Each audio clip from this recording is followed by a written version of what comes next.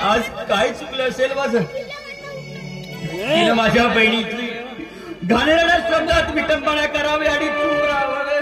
मी चूप राहावं. असं जर का असेल तर माझी माणुसकी काय कामाची? माझी करंगुडी पकडून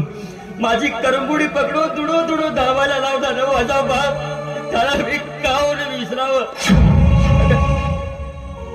ममतेची ऊब देणारी माझी ममतेची माऊली तिला मी का म्हणून टाकून द्यावं? काखेत काक घालून चालणाऱ्या बलरामाला कृष्णाला का म्हणून द्यावं? हे जरी कटू सत्य असलं तर मी विचारांचा तरी फार पुरता फसलेलो आहे. आई बाबा, मला तुमची खूप आठवण येते. आई